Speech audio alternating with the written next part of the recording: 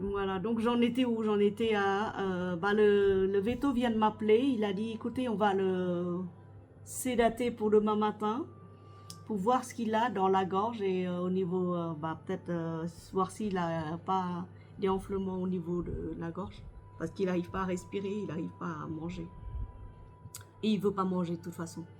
Donc ils l'ont mis sous perfusion et ils vont voir demain. Voilà, donc je reviens à mon histoire de quand j'ai été reçue par ma chef d'ailleurs, c'était ma chef, mon N+1 on appelle ça, mon responsable supérieur hiérarchique direct. C'était une femme, elle était très belle. Et donc du coup, elle a rigolé, enfin non mais je pense que j'ai le même âge que vous, hein. Enfin un peu moins, mais j'ai dit oui, oui, ça se voit parce que vous faites beaucoup de sport. Elle fait, ah oui, j'arrête pas. Ok. Elle fait énormément de sport. Elle mange très sainement et c'est super génial, quoi. Elle garde la forme. Donc je me suis dit, ouf, il n'y a pas que des 18 ans dans votre entreprise. Elle fait, mais non. Mais non, il n'y a pas que des jeunes. Et ensuite, bon, bah, on a passé bah, l'entretien et puis elle a vu mon parcours, elle a demandé, mais comment vous gérez les cas difficiles? Bah écoutez, les cas difficiles, on a des... De toute façon, les cas difficiles, c'est quoi? C'est parce que la personne ne se sent pas en confiance et tout. Ou peut-être qu'on lui a enlevé un poste qu'elle convoite ou son poste actuel. Peut-être que vous n'avez pas mis en confiance assez la personne. C'est pour ça qu'elle se méfie et qu'elle devient difficile. Bah, c'est tout, hein. Il y a pas d'autre solution, hein. Soit elle n'arrive pas, alors vous exposez, mais pourquoi elle n'arrive pas?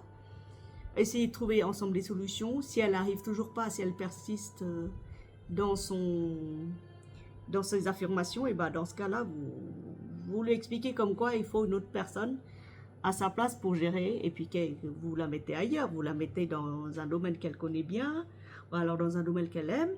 Il y a pas mal de postes chez vous, hein, j'imagine, hein, c'est pas cantonné à tel ou tel poste. Elle fait oui, ben, effectivement, il y a pas mal de postes chez nous, il y a pas mal de positions à occuper, il y a pas mal de talents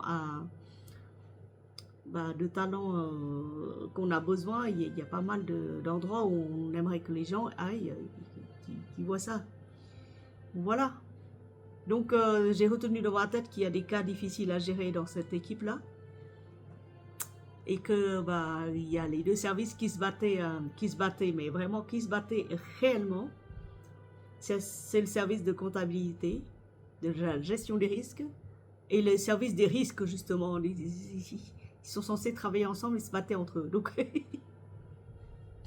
apparemment ils m'ont recruté pour venir, pour prendre un peu de hauteur, pour centraliser tout ça et pour bah, faire du mieux que je peux pour déjà pour gérer un peu les tensions entre les deux, c'est-à-dire faire la jonction entre les deux services qui se battaient entre voilà, comme ça.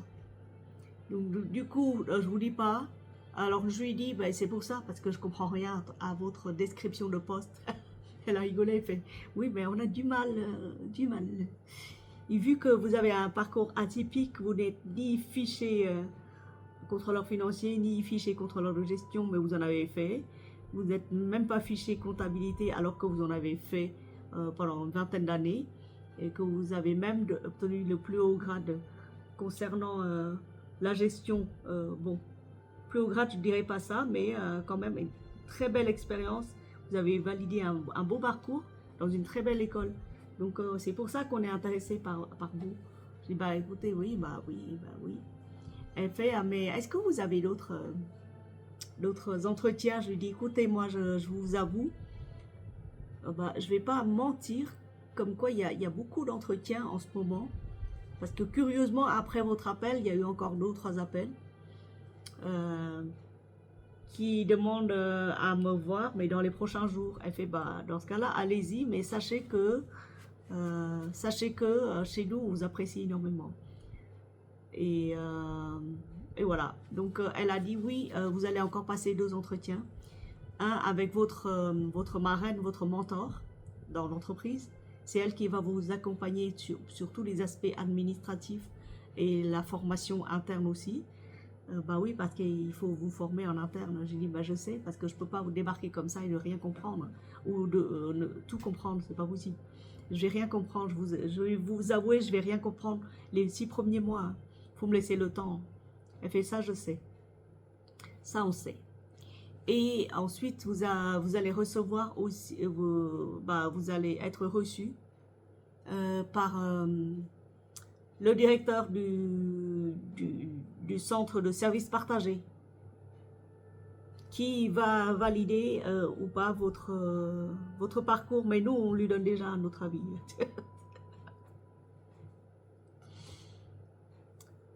Donc voilà, c'est comme ça que j'ai atterri chez eux. Alors le deuxième entretien, ça s'est passé juste après la première entretien, c'est l'après-midi même. C'est l'après-midi même. Et je m'en souviens, ma chef, mon autre chef, j'avais deux. J'avais ma marraine, mon mentor, ma marraine qui est aussi mon mentor, et ma chef directe. Alors, la marraine, après avoir vu le trajet, enfin le parcours, après avoir m'entendre m'exposer et tout ça, elle a dit, est-ce que votre anglais est opérationnel? Moi, je vous avoue, j'ai pas parlé anglais, réellement. Je ne fais que écrire.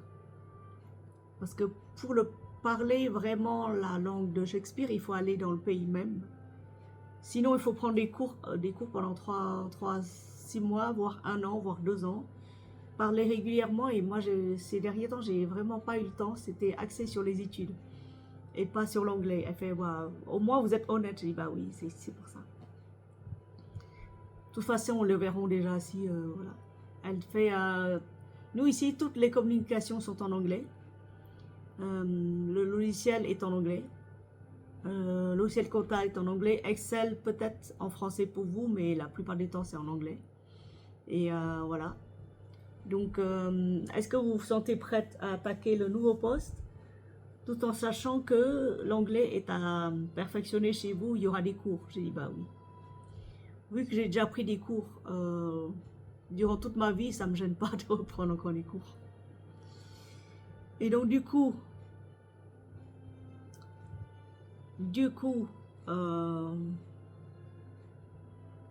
elle m'a dit, oui, votre parcours est hyper intéressant. Mais des parcours comme vous, on en a plein. On en a énormément, on en a plein. On en a beaucoup. Alors, qu'est-ce qui vous ferait dire qu'on va vous choisir, vous, plutôt qu'une autre? Alors là, je sais pas, j'ai bugué, je crois, 3 secondes. Et après, je m'en souviens comme quoi j'avais fait des recherches sur la société avant de venir. La société fait partie des nouvelles sociétés, c'est-à-dire des nouvelles technologies. On appelle ça des licornes. C'est une des plus belles licornes sur la place boursière parisienne à l'époque. Donc, elle fait que le chiffre d'affaires ne faisait que grimper, et les gens, ils étaient hyper bien traités au niveau salaire et autres. C'est pour ça que j'y vais, hein. C'est pour ça que j'ai répondu oui. Mais je lui ai pas répondu ça. Et je m'en souviens que lors de mes recherches, je suis tombée sur un YouTuber qui avait interrogé le patron de la société. Et à un moment donné, le patron lui a dit, eh bien, écoutez, moi, de toute façon, il n'y a rien qui m'arrête. Et le titre de la vidéo, c'est marqué en gros, en gras, surligné, en caractère bien comme il faut, c'est Sky is the limit. C'est-à-dire qu'il n'y a que le ciel qui est ma limite. Ma limite, c'est le ciel, c'est l'univers, c'est les étoiles. Alors, je regarde ma chef, mon mentor bien en face, je lui dis, écoutez, moi, je n'ai pas de talent particulier à vous prouver. La force de travail, je crois que j'en ai assez. J'ai assez prouvé ces derniers temps. Là, je suis crevée, mais je pense que je vais me rattraper un peu. Genre 3 jours de repos, ça me suffira. Mais j'ai vu un extrait sur YouTube de votre patron, le fondateur de votre société. Et c'est marqué Sky is the limit.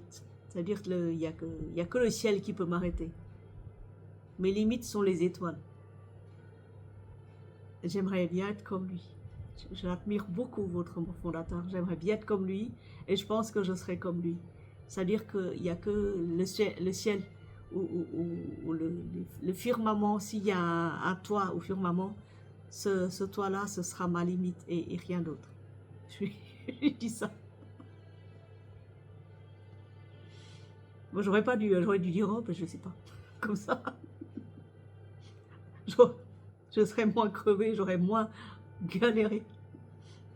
Mais bon, c'était une très belle expérience, cet entretien-là. Alors là, elle m'a regardé, elle avait les yeux qui brillaient. Et elle m'a dit, mais est-ce que vous avez d'autres entretiens? Oui, j'ai dit, oui, tout à l'heure, là, je vais avoir un autre entretien. Elle fait, si vous pouvez le décaler, cet entretien, à la semaine prochaine, qu'on était jeudi. Je dis, bah écoutez, oui, je vais le décaler. Parce que cet après-midi, je voudrais que vous rencontriez notre directeur. C'est une femme, de nouveau. Il y avait 3 femmes. Des femmes surpuissantes. Donc du coup, l'après-midi même, je passais l'entretien avec le directeur de la finance. Et puis on a parlé un peu en anglais, etc., etc. Bon, je rentre, je fais mon cinéma comme d'habitude. Et je rentre, et le lendemain, ils me rappellent pour me proposer mon poste actuel. Ils ont dit, on a créé ce poste exprès. Ce poste-là, on l'a créé il y a longtemps, il y a 1 an. Et on a cherché pendant longtemps quelqu'un, mais on n'a pas trouvé. On n'a vraiment pas trouvé. Soit la personne était hyper compétente, mais au niveau force de caractère, je pense pas que la personne va tenir face à 2 furies des deux équipes. Je pense que vous êtes la personne qui sera la bienvenue. Vous avez votre force de caractère dans un 48 kilos, parce que à l'époque j'avais hyper maigri à force. Ils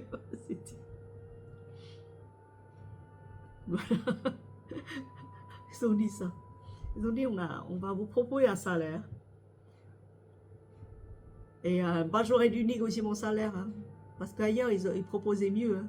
Mais bon, je me suis dit, allez, on va tenter cette société, on commence. Avec fraîchement diplômé, on ne va pas réclamer des milliards et des milliards. Par contre, on y va et après, on va leur prouver comme quoi on est capable. On est capable de plus que ça. Et il y a intérêt d'avoir une petite augmentation vers la fin, quoi, pour ne serait-ce que récompenser les efforts qu'on a investis. Donc, je peux vous dire que les 3 ou 4 premiers mois, quand j'ai occupé ce poste-là, c'était un poste d'analyste finance et comptabilité pour la partie, partie risque client. J'ai rencontré des personnes hyper gentilles, mais j'ai rencontré aussi des furies.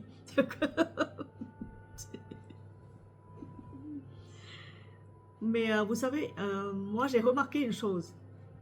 Ça fait longtemps que je bosse et ça fait longtemps qu'à chaque fois qu'il y a quelqu'un qui me veut du mal, qui a des dents hyper longues qui rayent jusqu'à par terre et qui font même des traces sur le parquet, à chaque fois qu'il y a des gens comme ça qui essaient de m'affaiblir, de me noyer, alors que j'ai rien fait, moi je m'en fous, moi je fais mon boulot.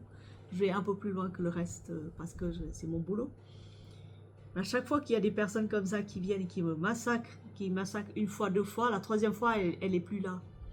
Elle n'est plus là par un miracle bizarre. Soit démissionne, soit elle est d'office démissionnée. Donc, décommissionnée. Parce qu'elle a trouvé mieux ailleurs. Parce que gna gna gna gna. Mais sachez, mes chers amis, que chez nous, on dit, chez nous au Vietnam, il y a un dicton qui dit, dès qu'il y a une énergie angélique qui apparaît quelque part, les démons ne sont pas loin. C'est comme les épaules. Vous avez une épaule droite, droite et une épaule gauche. Droite, oui, droite et gauche. Et l'épaule droite, c'est l'épaule qui abrite les anges. Et l'épaule à gauche, c'est celle qui abrite un démon. Donc quelque part en nous, nous avons ange et démon, comme le parfum ange et démon de Givenchy. Quelque part en nous, nous avons un ange et un démon qui nous gouvernent. Et quelque part, dans le monde actuel, dans le monde physique, manifesté devant vous, devant vos yeux, il y a toujours, quelque part, si vous avez un ange, c'est sûr qu'il y a un démon qui traîne. Sinon, les énergies ne sont pas équilibrées. C'est comme le yin et le yang, vous savez, le signe noir et blanc.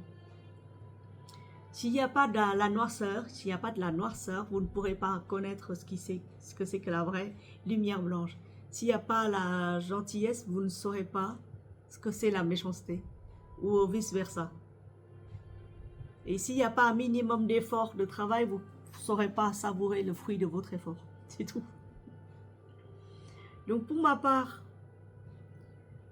j'ai fait ce que j'ai cru être bon pour moi, passer un énorme diplôme, entrer dans une société que j'ai toujours rêvé d'y entrer. J'aurais jamais dû rêver d'entrer dans cette société-là parce que le travail est tellement prenant que dans les 6 premiers mois où je travaillais, je faisais des nocturnes. Je faisais vraiment des nocturnes. Je restais longtemps au bureau, je commençais tôt, je restais tard, très très tard.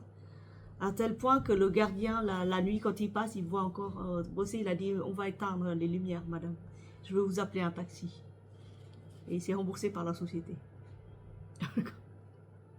Il n'y avait plus de train pour entrer. Voilà. Donc j'ai fait des efforts de mon côté, j'ai assez bossé. Je pense qu'aujourd'hui, j'ai fait encore des nocturnes, parce que je suis à la maison, que je sais que si j'éteins la lumière au bureau, je suis tout de suite chez moi. C'est pas un souci. Mais avant, c'était pas ça. Avant, fallait rentrer. C'était, voilà. Mais bon, les temps ont changé. Actuellement, l'intelligence artificielle remplace la plupart des tâches. Il y a des manipulations automatiques. On appuie sur un bouton et ça génère tout un programme, tout un reporting. Il suffit juste de vérifier de l'autre côté. Le monde s'ouvre de plus en plus. Parce qu'à l'époque, j'avais pas de jour de télétravail. C'était vraiment 5 jours sur 7.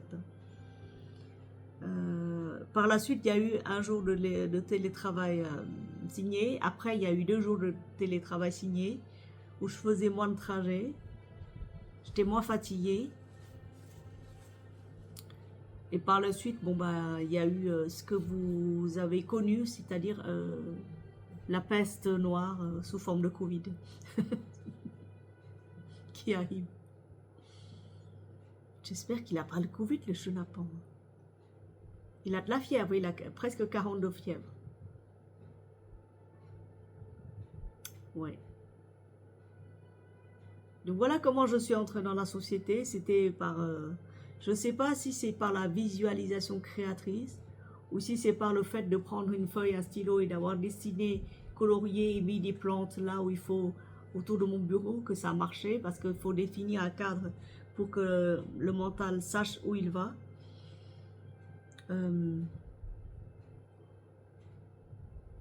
J'ai la peau toute sèche là, parce qu'à force de travailler dans les champs, à ramasser des patates. Les miennes. Mais voilà. Voilà comment j'ai fait pour entrer là, dans la société. Et j'ai travaillé comme ça pendant 4 ans. Oui, pendant 3 ans d'ailleurs.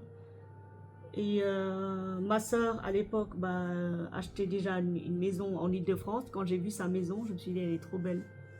Elle est trop belle, elle est hyper grande. Mais je voudrais une maison à moi aussi, je voudrais un toit aussi. Une belle maison avec terrasse, avec jardin, avec assez de place pour suspendre mon linge sans squatter chez le voisin. Je voudrais avoir de la place, je voudrais une chambre pour Marie parce qu'elle n'a jamais eu de chambre. Je voudrais une chambre pour moi parce que pareil, on n'a pas de chambre à nous. Je voudrais un balcon pour m'asseoir, pour admirer mes fleurs sur les jardinières. Je voudrais tout ça, mais en Île-de-France, même à Paris, c'est hyper cher. En Île-de-France, c'est hors de prix. Avec un seul salaire, même si ça a amélioré un peu les conditions financières, même si ça a vachement même amélioré. Je m'en souviens que c'était en juillet, donc j'ai dû déposer la période de préavis. La période de préavis pour commencer dans une nouvelle société, il faut poser son préavis.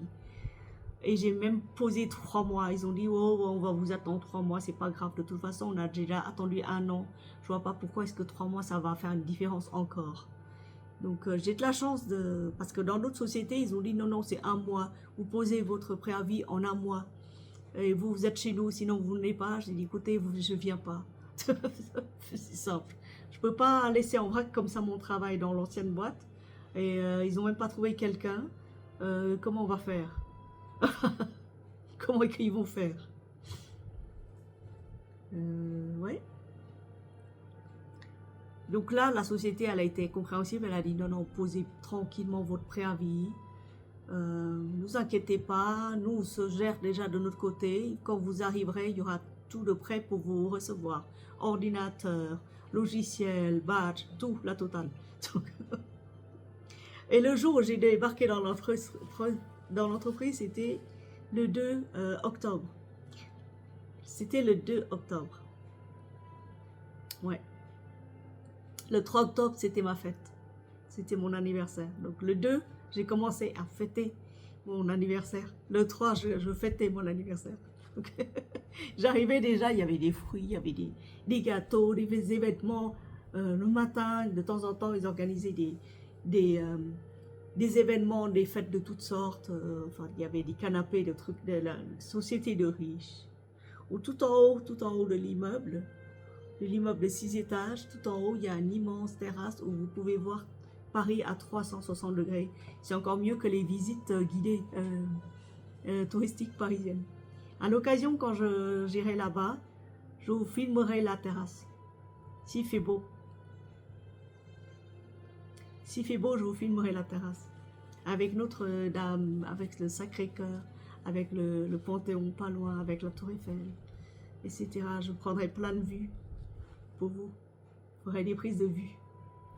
Et puis voilà, c'est tout. C'est tout. Et puis je commençais à rêver d'une maison. Je commençais à rêver d'une vraie maison à moi. Ma soeur me dit, viens, je te donne ma petite maisonnette, la dépendance que j'ai. Elle a rénové et tout. J'étais venue dormir une fois, mais c'était pas chez moi. J'étais pas chez moi. Je la remercie infiniment, mais c'était pas chez moi. Par la suite, elle a revendu la dépendance à quelqu'un d'autre.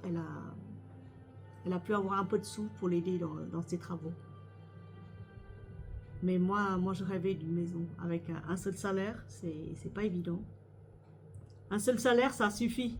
Ça suffit largement pour louer une maison, pour louer un appartement assez grand. J'aurais pu faire ça. J'aurais pu aller louer et pas acheter. Mais comme dit le voisin à côté qui lui travaille à Paris, Montparnasse, et il fait 1 fois par semaine à Montparnasse. Il fait, mais si tu loues toute ta vie, tu ne pourras pas économiser pour avoir un bien à toi. Ok, c'est dur pour toi de entretenir le jardin. Dès qu'il y a quelque chose de cassé, tu dois mettre de ta poche.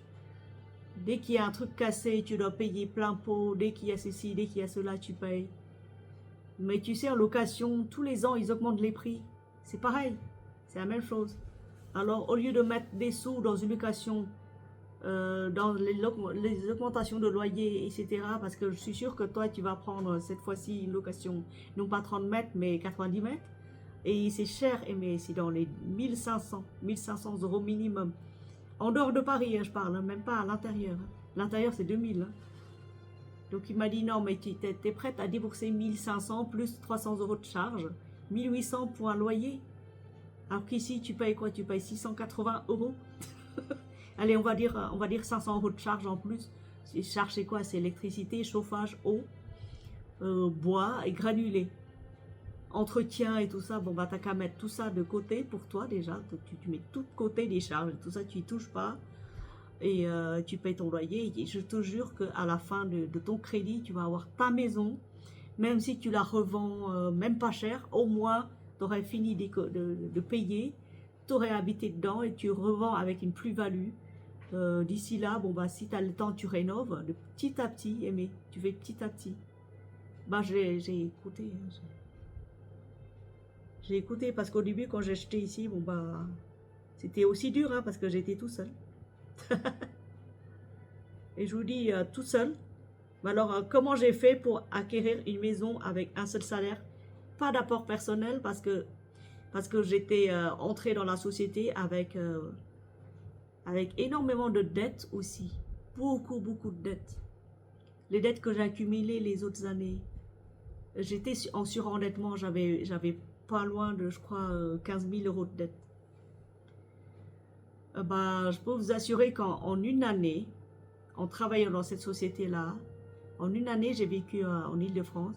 J'ai serré ma ceinture. Je me suis dit, tu vas vivre pas avec le nouveau salaire, mais avec l'ancien salaire. Tu sais, dans ta tête, tu imagines l'ancien salaire.